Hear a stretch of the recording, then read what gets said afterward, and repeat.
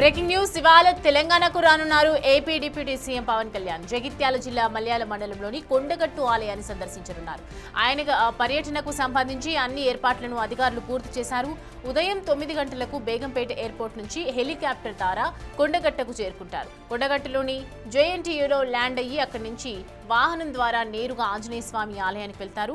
స్వామివారిని దర్శించుకున్న తర్వాత తిరుమల తిరుపతి దేవస్థానం ద్వారా మంజూరైన 100 వసతి గృహాలకు భూమి పూజ చేయనున్నారు. 35,19,00,000తో భక్తుల కోసం టీటీడీ ఈ వసతి గృహాలను నిర్మించనుంది. కొండగట్టుకు టీటీడీ నిధులు రావడంతో పవన్ కీలక పాత్ర పోషించారు. ఆలయానికి వచ్చే భక్తుల సౌకర్యార్థం వసతి గృహాన్ని నిర్మించాలని గతంలో ఆయన టీటీడీకి విజ్ఞప్తి చేశారు. ఈ నేపథ్యంలో ఇటీవల 35 కోట్లు మంజూరు చేసింది. దీంతో పవన్ స్వయంగా కొండగట్టు ఆలయానికి వచ్చి వసతి గృహ నిర్మాణానికి భూమి పూజ చేయబోతున్నారు. భూమి పూజ తర్వాత బృందావన్ రిసార్ట్లో ఓ ప్రైవేట్ కార్యక్రమంలో పవన్ పాల్గొంటారు.